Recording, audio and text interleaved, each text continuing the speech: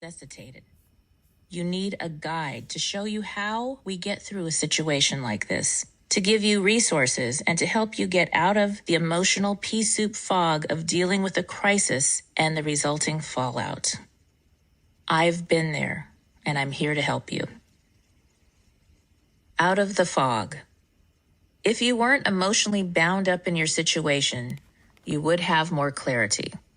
You would be able to see your best options for dealing with whatever comes up. If the version of yourself who has already walked through this rock bottom and come out the other end could go back in time and give you, the you right now, some advice, what would she say? Would she tell you to slow down, to stop rushing, that you don't have to have all the answers today?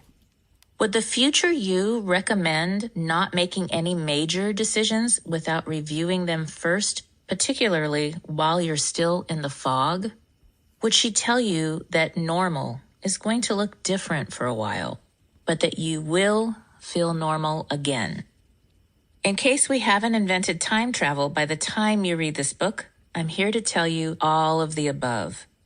I developed the Boots formula to help you learn to make choices, have a life shift, and make great things happen based on your individual values and best life vision. A change is going to happen, and it's worth it. There's a stage where it feels like everyone in your life is picking at you. Life itself may seem like it's trying its best to stop you from doing whatever you want to do. All you hear is, "That's a stupid idea," and "That's never going to work," and "Who do you think you are?" One of the hardest things for people to do is to realign and possibly walk away from anything and anyone that conflicts with their value systems. But you are going to discover that power within yourself. Through the activities and examples in this book, you will discover your true north and will be able to easily do what is needed to move forward with your life. Anything that hurts you, that doesn't resonate for you, that fights against what you want and believe in, you are going to give it the boot. Once you have turned your rock bottom moment into a positive, beautiful life shift, you can live your life on your terms. Your life will probably look different, but you get to design it this time. You are taking your life back, and you are in charge, not anybody else. Sooner than you can imagine, you'll be in the career of your dreams or the relationship you always wanted. Because you are going to learn to develop healthy boundaries. Because you are going to do things differently along the way from here to there. You will begin to attract the people, the job, the place to live, all of the opportunities that align with who you are, your essence, your truth, not anybody else's or even society's expectations of the way you're supposed to be. Once you have accepted that you are in charge of living your life and you begin to embody living your truth, people are going to see you. They're going to be inspired by you. Then you're going to hear, "Hey, can you show me how you did that? I want to do it too." When you assess your peer group and up-level according to your life purpose and vision, and once you have created a life shift for yourself, whatever that looks like, your life is not just full, it's fulfilled. Not only do you get more and better sleep, you wake up feeling rested and happy. You know that you're doing what you need to do. Yes, sometimes your heart will call you to leave certain friends or family members in order to find a more aligned peer group. From what I've seen, however, the ones who leave always return to lead their family and friends to success. Because your friends are more in alignment with your beliefs and value system, they support you while also pushing you toward your personal best. Life still involves work, but as a whole, it feels far more effortless. But you don't have to wait for the right person, right job, or right investment opportunity to show up. You can start living now so that every moment as you go forward through the process of recovering from rock bottom and redesigning your life is one more step to being the best version of you, the one who came. All right, if you are looking to reinvent life on your terms, if you are grieving, experiencing financial turmoil, career shifts, relationship problems, parenting, elder care, victims of abuse, breaking free from an addiction, or seeking an overall business and lifestyle redesign, then you may need a reboot. Is not fits all, just like a pair of boots or a bra. So the formula is designed to help you through any situation.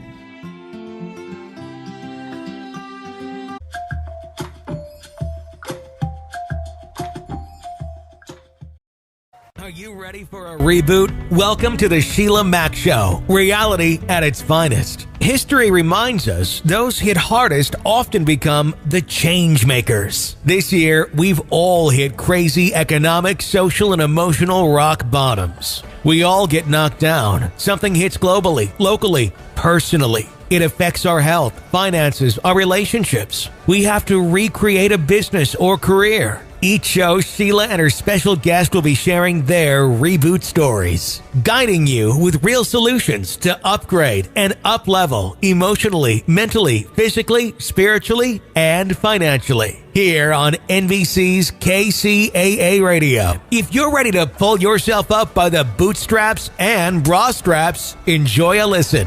Here's Welcome to the Sheila Mac Show, reality at its finest. Here we have real people sharing real stories and actionable steps to help you reinvent, rebuild, and reboot your business and personal life on your terms. I'm your host, Sheila Mac, and today we have special guest, Anita Tosh. Anita began writing books late in life and now has 3 published YA Christian fiction books. Anita is a wife, mother, and grandmother. She has taught the Bible to people from all ages, from preschool to seniors, including end-time Bible studies. She also enjoys cooking, gardening, bike riding, and learning Hebrew. All right, welcome to the show, Anita. Thanks so much for having me, Sheila. All right, and I like to start off, this show is actually based on my new best-selling book, Bootstraps and Bras, the formula to go from rock bottom back into action in any situation. And I wrote it right before the pandemic hit. So we have had some situations. Well, how perfect. It ought to be a #1 seller the way things are right now. Yes, it actually has reached best-selling status, and it is doing well. And it has a fun cover, fun name, but it gives lots of advice. I love your book. Thank you. So now I'd like to start off by asking you to share about a time in your business or personal life where you experienced a tough situation and how you got back on track. Okay, well, mine was actually right at the beginning of the pandemic. I was a director of a preschool, and when the lockdown hit, well, all of the kids left and stayed home with mom and dad, and the school was closed down. So there I was with no income and no job, and but I had started a book. And so I thought, hey, I've got time, I'm going to finish this book. And so that's what I did for the rest of that year, was working on that book. And there was a lot of challenges getting that together and getting it, you know how it goes. So we did get that on the out there it actually released in June of this year. Okay. So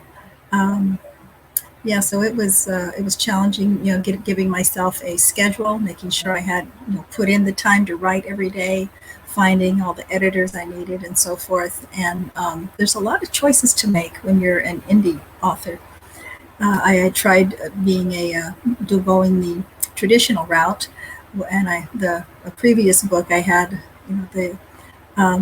all the help, with the publisher and agent and all of that stuff. And so since then, though, I've decided to go the indie route, and that puts a lot more work on me to find all of these things. Yes. Yeah. Yeah, it does. It takes a while. A good solid year was about the time frame for me as well. And the more work I did, the more I had to do. I did work with a publishing company that gave me lots of extra homework because I didn't know all the things I needed to do. So that was helpful. It was great, but it was like getting a PhD. Let me tell you, you don't know what it knows. Yes. how much goes into that book. So It's the truth. Yes, I'd love to hear about your books and your topics, and a little bit about maybe your favorite chapter in each book. Okay, well, the most recent one is called The Book of Jeremy, and that is about a young boy. He starts when he's 12 years old, and he begins having dreams and visions from God, and he sees what's coming, and it's really difficult for him being so young and to try and figure out what to do with this information that he's getting. He sees things happening around him that correspond with these dreams, and at first, it takes a while for him to figure it out. They're kind of weird dreams, but finally he does realize what's going on, and then World War III breaks out, and at that point it's actually somebody posing as aliens that attack the Earth, and he has the story behind it and knows what's really going on. He's able to save his family, and becomes a hero as he continues growing up. So it covers 5 years of his life. So that's the Book of Jeremy. Before that is called God's Armory, and this one there are some homeless people that end up being key to a small church making it through the last 3 years before Armageddon. So again, it has an end time theme to it, Okay. and except this one actually goes through Armageddon and into the millennial reign, the beginning of it. So that's a little bit different. Most books don't do that. My first one that I traditionally published, that one's called Zella, the Zella Chronicles, and it's not an end time book. It's the only one that's not so far. But I do plan on each of these having sequels. But Zella is a young girl. She dies, goes on from this life at a very young age, and she lets Jesus know that she wants to grow up. And he said, well, the only way you can do that is you have to have some experience with what goes on Earth. And so each chapter is a new adventure in her maturing. Nice. Wow. So, That sounds so creative. I love those books. And what you've mentioned, the titles and the storyline sounds great, interesting, and intriguing for young adults Thank or you. even adults, I guess, I imagine. Yeah, it's really for all ages. Yeah, I found out with my first book that if you don't have any sex or cussing, it's automatically considered young adult. And so, Oh, wow. so that's why I write young adult books. Yes. Oh, that's so interesting. Yeah, our world is very interesting right now with our times that we're in, and it is something that you look at and you think, okay, well, wait a minute here, talking about the end times. Well, my goodness. Yeah. Oh, they're all around us, Yeah, and that's I- what happens in the Book of Jeremy. Is he sees that? Yeah. Yeah, see, and the thing is that I think about, okay, well, but nobody knows the day and the hour or the time, right? Yeah. And Yeah. so it's like, okay, nobody really knows. But we can see the times, there's signs so of the many time. and it is something that I remember reading, these wisdom texts, the Bible and all this. And as a young kid, I'm thinking, never happened. Those things could no way, not in my world. Like, not in my lifetime. None of that could ever Yeah, be no one expects it in their life, really. Yeah. I mean, like, would I be so lucky as to have to deal with all that in my life? And that was my thought as a little Yeah. kid. Yeah, And so now look what's going on around us. Yes, We it's see so really- many things that we would never have imagined. Even a couple of years ago, who could have thought things would happen the way they are? Yes, definitely. And, but I think then I would look at history and I would say, okay, well, you look at some of the history, and I'm sure that during those times, because nobody knows the exact time, that felt like the end times too. When you look at the World War II. And absolutely, yeah. And all these different times, or the Spanish Yeah. And my grandmother actually lived to be 103. She was born in 1908, and she went through the Spanish flu as a young girl, Great Depression, all these things. And I ended up being raised partially by her as a young girl, And all her friends, these elders, these ladies, they were all ladies. They would have tea together and sit around and talk. And I was this to be seen and not heard child that was kind of raised by grandparents, it's a little different. So I'm sitting there pretending to have tea, and I hear their stories. One Yeah, that lady, must have she been amazing. survived the concentration camps and lost her entire family. Oh, And, my. and she, a beautiful lady, and then another lady from Greece, and she lost her husband and ran the business when it was looked down upon for a woman to run the business, but she didn't have children, she didn't have anything else to do, and she did really well. And so, Yeah, good and for her. from all over, I was in Los Angeles, California, and so it's so diverse. So you have people from everywhere, and I think that was such a gift. And it makes me Absolutely. think of when I read your intro bio, you worked with the students and you did Sunday school and this and that, Mhm. and that was something that when I had my 6 children, I adopted three of my own, so this big beautiful family. Oh, wonderful. I actually, I also ran gift stores at the time, starting with the first one. And so that's what provided for those children. And I hired two beautiful retired Sunday school teachers that I knew for like ever. And everybody in the That's great. community knew them. And they Mhm. were my neighbors. Now, they did not need a job. They had nicer homes than I did. Their homes were like $2 or $3 million homes. Not Oh, my. I am not back then in beautiful La Cañada, but the reality was they wanted to contribute and be with the children. And the ladies, I hired many ladies to work at my store, guys too, but the ladies, the moms that I hired would leave Nordstrom's or these big companies to work where I had the store because I provided 2 nannies and there was a park nearby and they could have time with their babies and work because they had to for whatever reason. And so Oh, that was it. And for me, because I was able to have great salespeople work with me, great what a employees. beautiful setup. That's Yeah, awesome. and so because of that, I was able to pay for those nannies, and they didn't even charge that much. They just wanted to be part of the family, and literally, I mean, we still until the last one just passed away, old age, she was like 100 something herself, 101, I think it was. But really, they were an extension of the family, and That's it just felt beautiful. it felt nice because I knew the kids were safe Mhm. and it was mature adults, and there was two, so they were together Yeah, helping, that's cool. and and then we were nearby to check. We didn't have cameras back then like you do now, but we were like in the next over, so it was Yeah. nice.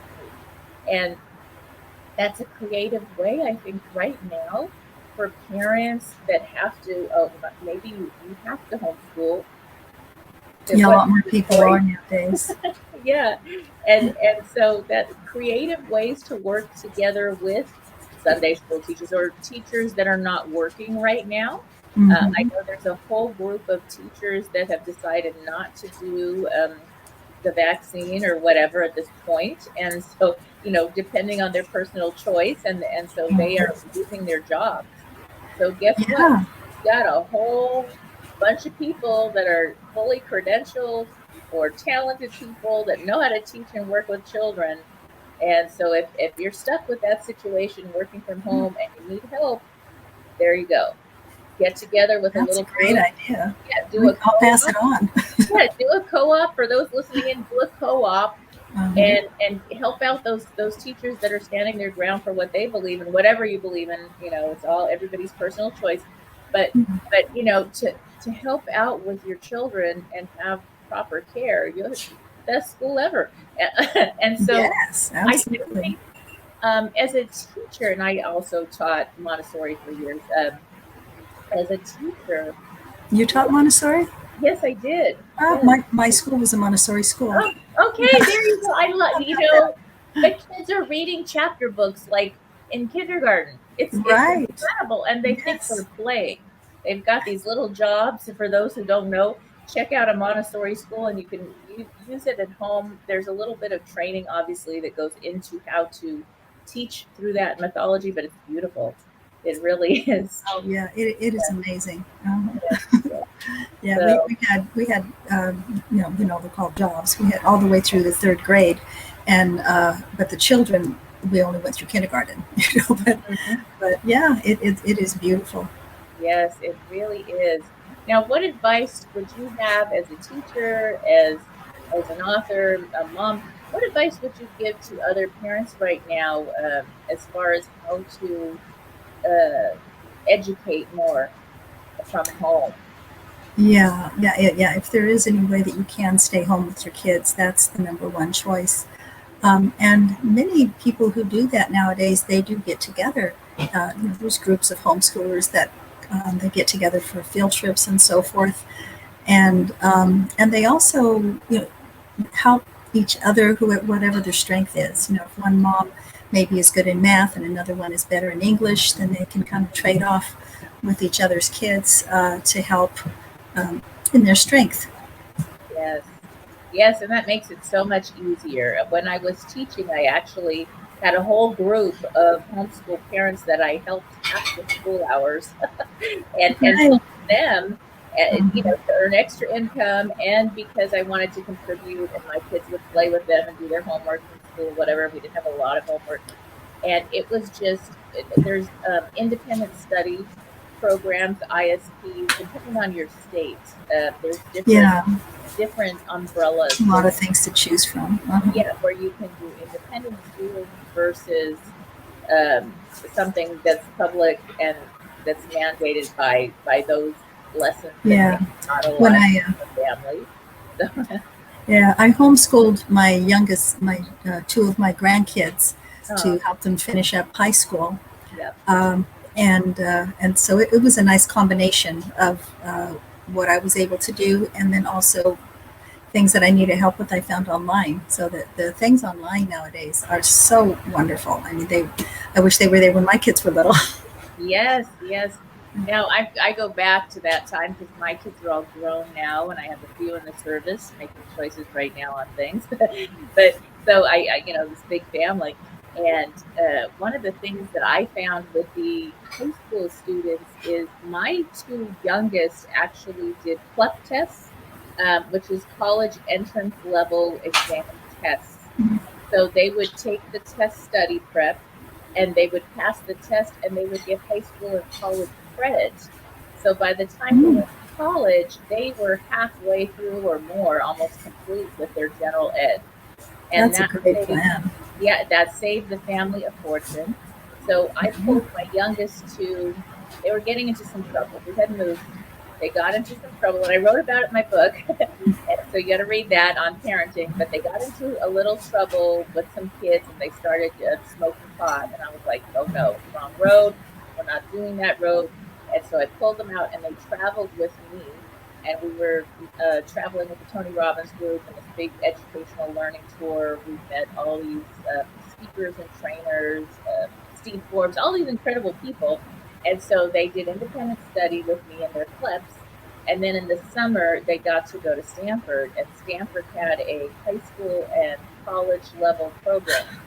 So they Wow, literally did the high school college level with other kids at the dorms in the summers and that's awesome. that experience, but then traveled the world with me and had that other Traveling is an education in itself. yes, and it really it kept them out of trouble a lot, and Mhm. it also gave us that family time that was so important. And at that stage, when are you going to be able to take some time off and travel the world? And now it's difficult to do. Obviously, it's not something I would say to do now, but you can. Yeah, traveling is kind of a thing of the past at the moment. So, Yes, and you know what? Now with all this going on, we are really glad we visited every place on our bucket list. And wow. we literally went everywhere. And so that, like, okay, if we can never travel again, we're sorry about that. Because we have met friends all over the world that are still friends today through that experience. But Mhm. we're okay because we got it off the list. So that's something about the message is right now we have opportunities to do things like be with our children more, Yes. be with our families more. And it feels maybe like, oh, this is a lot of work. and it's a struggle. And how do I keep up the house and keep up my work? And now I've got the kids making a mess full time and kid stuff. And it's a lot of work. So Parenting is a lot of work. Yes. So give yourself that permission to let things be okay. I think Absolutely. also involving the kids Yes. with helping around the house is not a bad thing. Oh yeah, part of our homeschooling with my two grandkids, they were in high school, and one of the class was cooking, and they had to make a menu, they had to do the shopping, they had to prepare the meal, they had to clean up after the meal. So, I mean, it was really life skills. This is what you need to know how to do. And so it was great that it got to count for class credit. Yes, that is good. And it's really important because, I mean, I came from a difficult home life as a kid, parents sick, and then in and out of foster care for a short time and all these crazy things. And so I was like, I'm going to give my kids everything. And the first one I had with the 6 was the baby, and I gave him too much. And there was resentment and this anger that came out that was like, wait, I just gave you things. I gave you a car, I gave you private schooling, everything you want. You need a tutor, you want to go take this, you want to take that, everything. Like, I spent so much money, and there was resentment. And then I was like, okay, I'm going to tone that down a little bit and stop. And you know, now he's totally on his own and got that. Obviously, he's a grown up. Sure. Yeah. But I learned and I realized that with the younger ones, I didn't do that as much. I was more like, okay, let's see what you can do, and maybe I'll contribute to your fund if you're saving for something special, or I'll help with car insurance or whatever. But you buy it, and there was this, like, I did it. This pride of just think about the Montessori jobs. I figured it out. There you go. Yeah. And I was like, oh wow, that is a real gift. It is a better gift. And, you know, it means they know you're there to provide for them when needed, or to fill in the gap where they really put in effort. But they have done something where they're proud of themselves, and they have, I guess it's like, I'm self-sufficient. I have. Yeah, they can have that self-pride that they did accomplish this. And there's nothing else that can do that for them. Yes. And so, I mean, like, I heard the news a while back where there were these very wealthy people that actually paid for the colleges to get them an entrance into these big university Ivy League schools or whatever, and they paid the schools to let their children, young adults, in. I've heard of it. And it was such a sad thing, because the message is, oh honey, I'll pay for that because I don't believe in you. And yeah, you know you're right. And or you don't have to do the work, because this money will take care of it. And in reality, when you grow up, the money doesn't always take care of everything. You've got to at some point do some of the work. Absolutely. And so even if that means you have to take the CLEP test, you have to, you know, go to community college, fine. If that's what you have to do, it doesn't mean that doesn't give you this, like, you'll never have a good job or you'll never be successful. None of that.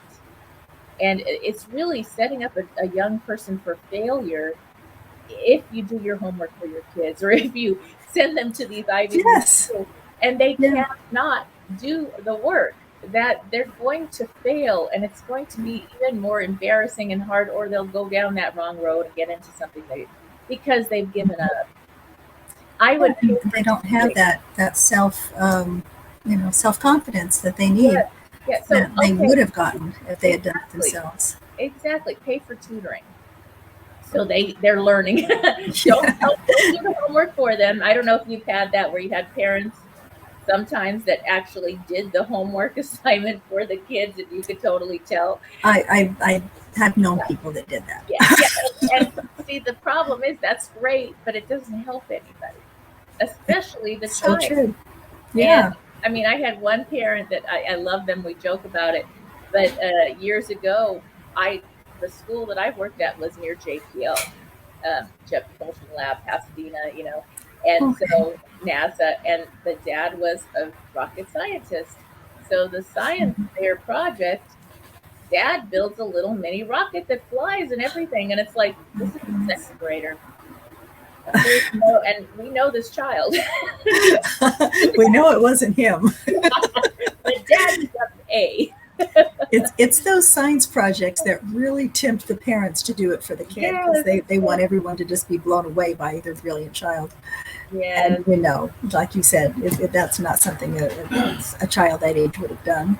Yes, and we made, we laughed about it and joked about it, and he did a different assignment later that was his, and it was really cool. And he's a brilliant, young, successful adult now. It's like you do catch up in areas. Me too. So that's good. Yeah, and it was a great way to kind of have that discussion in a fun, laughing way with the parents that they didn't realize. They thought it was what you're supposed to do. So that's so important. So after that, did the parents stop doing the child's work? They actually did. It was really a good catch. Now, I know for myself, I remember my youngest, I wasn't teaching at the school yet, but I had an elder care issue. I was taking care of that grandmother I mentioned. Who got a little bit of dementia. In her late 90s to hundreds, somewhere in there, she got a little touch of dementia. So she was living at our home, and she ran away often to go. She would go to the neighbors' houses, or she would go to the store nearby to take chocolate because they wanted her off sugar. And she would literally steal a Hershey bar, and then we could pay for it. And eventually we placed her near our house at a home because that happened. But we would arrive late to the Montessori school a few times. This happened where the principal, and we're good friends today still, called us in, the parents in, to the office and said, this is what happened. We called your daughter in and we told her, why are you late? And now my daughter was in pre-K. And my daughter said, do I look like I drive? Do I have a license? You're talking to the wrong person. Oh my goodness. She stopped her little foot, and I was like, okay, I get it. And they were laughing, and they said, so yeah, you're the one we're supposed to call into the office. and then when I explained the grandma situation, and we did place her like the end of that week, they got it. And so that was, but see, children will tell you the truth. They will tell you like it is. They will come by. They won't sugarcoat it. They will tell you. And that's something, listen to what your children say and see what they're doing. A lot of the times, they will act out what they're seeing either at school or through an adult or parent. And it might even be they're copying something you're doing and you're correcting them on it. And I've had children copy me that were in my class, and it is hysterical sometimes to see how we look to them. The first one I saw doing it was my granddaughter. She was in the class, and sometimes I don't hear real well. And so I would ask a child a question. I would stop and say, I'm sorry, I didn't hear you. And that's what she was copying. I'm sorry, I didn't hear you. Could you say that again? And but there's so many other things they copy that you don't expect. I think one of the most important lessons, getting back to your books, is teaching your children discernment. And whatever faith practice you have at home is a beautiful thing to have. And to also teach that discernment, because when they go to school or when they go out into the world, they're going to get different opinions. And it even could be from your religious practice that somebody's not aligned in there. And this happens throughout. And everyone's human. Wait a minute. I need to have discernment and put this through my value system, my filter. That can be a hard one. Now, this is the time where our young people, because they're home with family, they're getting filled with the family values, and that filter is becoming so strong. So these, our future leaders, are really learning so much. They're learning patience. They're learning, okay, there's all these changes. How can I be happy through all these crazy times? Yeah. What can I focus Yeah. on? How to And adjust to it. and okay, the news or the leaders, they're saying things that maybe not aligned. So, that doesn't mean to disrespect anyone, but that means to make sure you check your values. And that's really Mhm. important. And then bringing good reading, good movies, good things home for your children or young adults at home. It makes Yes. a difference. Our environment. I mean, Mhm. like, I have music that I play. I do the big screen TV, but it's all beautiful music. And people come in and they're like, "Oh, I feel so relaxed in your house." It's like, yeah, because it's an environment. It's That's right. you feel at home, you feel welcome. It's not perfect, but it's very It's loving comfortable. and it's comfortable, and people want to stay, and it's great. And it's that because that's the energy I want to feel in my home. And even Absolutely. in my Yeah. car, it's even in the car, Yeah. everywhere you Uh-huh. go. And when you fuel yourself with what you want, with positive instead of watching the news. I literally had to take a news diet. I still, Good for you. I keep in Mhm. track on track with things, but I'm not watching for hours. And and Yeah. Yeah. because you can get upset, or you can get very Yeah. overly, You have to limit it. It can be overwhelming. And especially now. yes, Yes. especially now. Absolutely. And for Yeah. those children that are going to be reading your great books, um, those books are so important to do the reading instead of watching that news or some kind of Mhm. movie that's not aligned with your values, because that Yeah. brings it into the house. And with they already are getting so much of what's going on just being on this planet. You're going to get it. You're going to hear it from a neighbor. You're going to hear it from Oh. parents talking, a phone call, whatever. They are going to hear it and know. They Mhm. don't need more.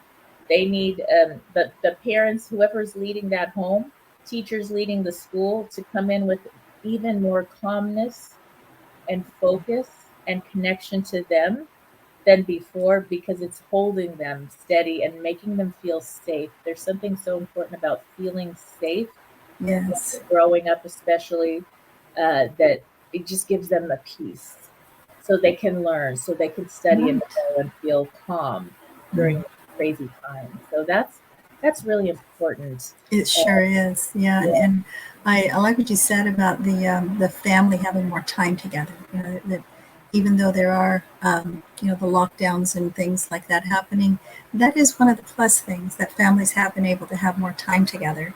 Yes. And like when our children were growing up, we had a family time every night where we would read some Bible, we would read another book like Ellen Montgomery or something like that. That was just, it's uplifting and it makes you feel good when you read it. Yes. And just that time together, that you have the common Hmm. memories. Yes, yes. It's so good. And in fact, I did that with my children as well. We had a family reading time every night. And it was when they were babies, I started it because somebody told me about it. I said, well, that sounds cool. All right, I'll do it. The babies are supposed to learn. Awesome. And then getting through the terrible twos, it was that ritual, that routine that like calmed them so they actually got Yeah, to bed on time. And then as they got older, literally if I traveled or they traveled, and even now we connect on the phone every evening pretty much, and we discuss great. things, or we don't read as much together, but they read.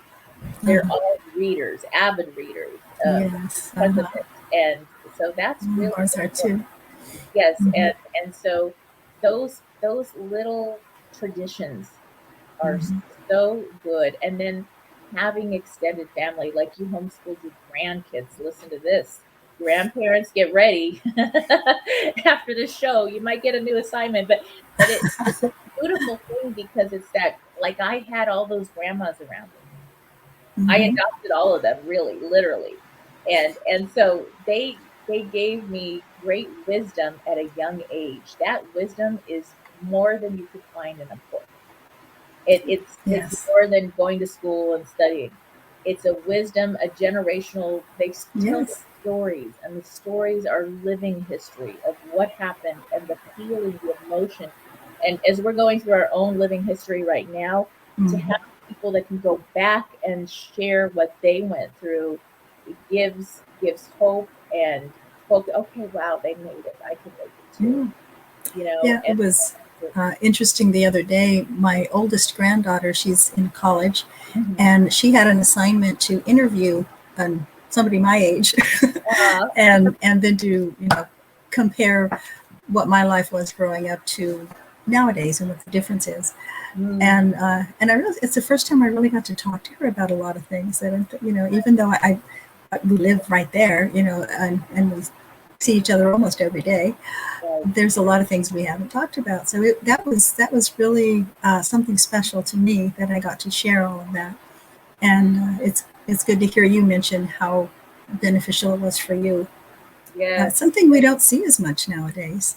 No, and Uh, I mean, I intentionally hired those ladies that were my nannies and close friends and family, actually, because I adopted them too, right? But mhm, those ladies had such wisdom, and their stories were incredible. Their vocabulary was so rich, and their experiences. And mhm. so I wanted my children to have what I had in that respect because I knew it helped me so much. It's It gave wonderful that you realize the benefit.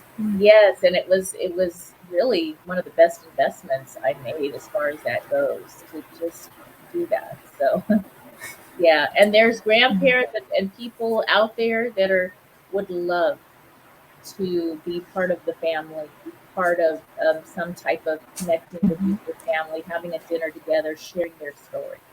Yeah, Would love it, and it would bless everyone. So definitely, yeah. definitely. So now I'd love to hear a little bit more about your books. So your latest one is out now. Are you making it? You are making a series, so more are on the way. Right, more on the way. So there's in Jeremy, the book of Jeremy, he had a rather large family. For now, it actually about the size of yours. He had four sisters and one brother. So there was six there, and so this the book of Jeremy, of course, focuses on Jeremy. Well, the next ones to come is going to be taking place during the same time, but it will be focused on other family members. His Oh, each book will be, one will be for each sister and for his brother. oh, good. I love that. That's so And important, and it's uh, interesting. Jeremy was the one that had the dreams and the guidance, mhm. and had to make sense out of all that. That sounds so intriguing. So yeah, that Yeah, sounds so good. And yeah. now, we're coming to the end of our talking time. So, where can people purchase your books and learn more about all you're doing? Well, everything's on Amazon, but also you can go to bookbub.com, and from there, that'll show you all the different venues besides Amazon as well. There's Barnes and Noble and Apple and so forth, so that can connect you to all of them. All Uh, right, all right, that's wonderful. Thank you again, Anita, and it was wonderful having you as a guest on the oh, show. my pleasure. And for those tuning in, we'll be back after this message.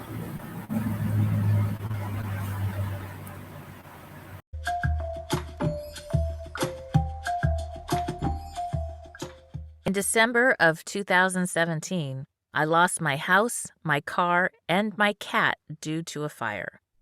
It sounds like a country music song, but that was my reality, and yet another rock bottom situation after a long period of doing really well. I had just finalized a divorce, purchased a new car, and moved into a house that I bought for myself and one of my kids to live in while she went to college.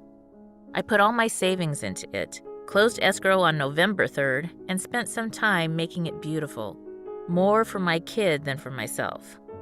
I was cash poor but proud to finally get into a nice home again. A month later, I had a late meeting with a client and was then called to check on an issue with a vacation rental cabin I was running up in the hills. I was frustrated with the delay, thinking, I'm so tired and I've been working so hard, I just want to go home to my new place and sleep. Later, I realized that delay was a protection, and I was grateful for the soul reroute, even if it was initially beyond my understanding. As I drove back, I saw the flames of the huge Thomas fire in Ventura that ended up burning for close to a month and spread over 280,000 acres. The hills near my house were burning, 20-foot flames leapt into the air, which was thick with choking black smoke and soot.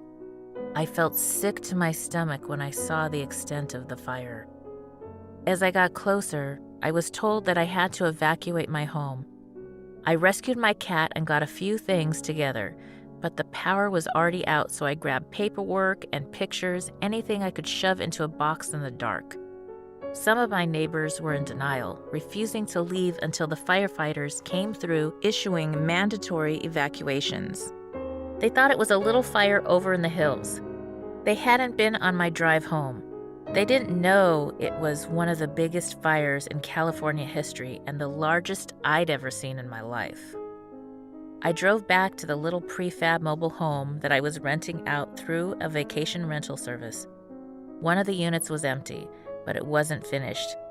It had a toilet and a kitchen, but it didn't have a shower or many of the other things it needed to make it livable. It was maybe 400 square feet, and that's where I unloaded all the boxes of stuff that were now my only earthly possessions. The next day, one of my friends came over to help me, and when she opened the door, the cat I had rescued ran out the door. She was so freaked out by the move that she just bolted and never came back. We couldn't find her, even with a microchip.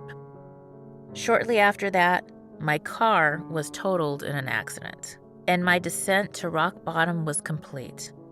By this time, I was able to get back into action in record time, using a formula I had learned from all the other waves in life. The Boots Formula. I've had an interesting life. It hasn't been easy, but I'm not complaining, and I'm not a victim. I've had a lot of rock bottoms, a lot of downs, but a lot of ups as well. I mean, how many 10-year-olds get to meet the president? I'll tell you that story later in the book. Through it all, I had to learn how to go from rock bottom to rock solid.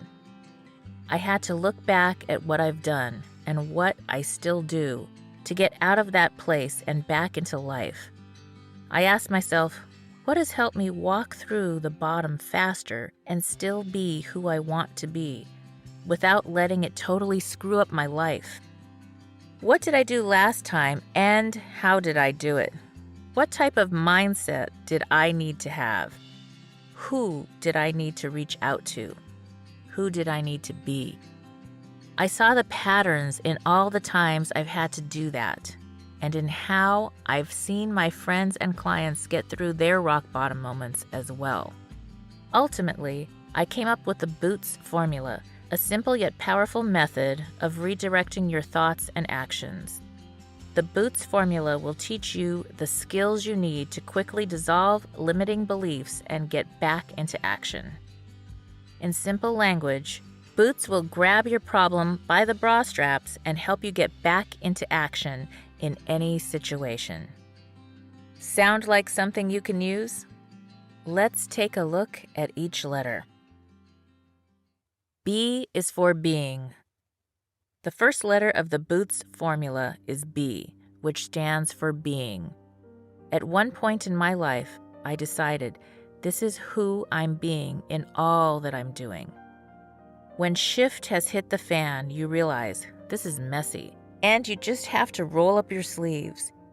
Maybe you have other people to help you, but maybe you don't. Either way, you have to be the one in command.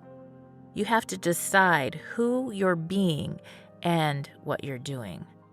Whether you're starting over or just hoping to make it through, you have to ask yourself, how am I going to show up through this? Who are you going to be as you're walking your puppies or cleaning up the mess? Who are you going to be while you're reorganizing your life and changing your living situation? If you're being who you really are, then you won't be in that bad situation for long. This first letter in the Boots Formula, B for being, shows up in how you're speaking, having fun with family and friends, or helping a client. Who you choose to be while doing all the things you're required to do as you move from rock bottom back into action makes all the difference. But why is this so important? because the way you show up and the energy that comes from you will help attract better things in your life. I know that sounds like magic, but it's happened to me time and again, as you'll see throughout this book. The opposite is true as well. If you show up with negative energy, you will attract worse things into your life. You notice that when you meet people who focus only on the negative, everything that comes out of their mouth is complaints, tragedy, and chaos. Somehow, these things just happen to them, and this becomes a pattern. Those people are training their subconscious mind to look for the negatives to show up, so they don't even see the positives. But when we're able to retrain our minds to focus on the positives, we're able to enjoy more of life, even while we're rebuilding and rebooting. We're going to starve those negative thoughts, not feeding them with our attention, time, or energy. When you focus on the good parts of your life, those things that you can be grateful for in this moment, that energy will bring even more good things your way. Don't get me wrong. You still have to take the action steps to get out of the negative, and you're going to have times in your life when you're just going to have to do whatever's in front of you. It may not be the prettiest thing, but it doesn't matter. Sometimes, when you're focusing on getting out of a hole, it feels like you're buried in your own self-centric thinking. But when you get out of that mindset and put down your problem for a moment, it clears the way for a solution. One way to do this is to help someone less fortunate than you. Volunteering with your community, religious organization, school, or work, which allows you to fully show up, contribute, and utilize your unique talents. When you're using your flow, you're not thinking about the problem at hand. You're not showing up for approval. You're just being your best self. If you're showing up and being fully present, people will see your true essence and respond to that. Having that respite will open a floodgate of ideas and give you the resources to resolve any difficult situation you find yourself in. This first letter is a reminder to stay in your being and live your truth. It will help you stay grounded and centered when things are in a state of change and chaos. The truth is that there's often form, freedom, and order even in the center of a storm. The first O is for orientation. The next letter in the BOOTS formula stands for orientation. As you are living through your rock bottom moment, you need to know that it's not better than it is and it's not worse than it just is what it is. Assessing your current orientation is a really big action step in the BOOTS process. Discovering orientation is part of the overall change you may be in, and it will help you find some surprisingly simple solutions. In this case, we're referring to a place.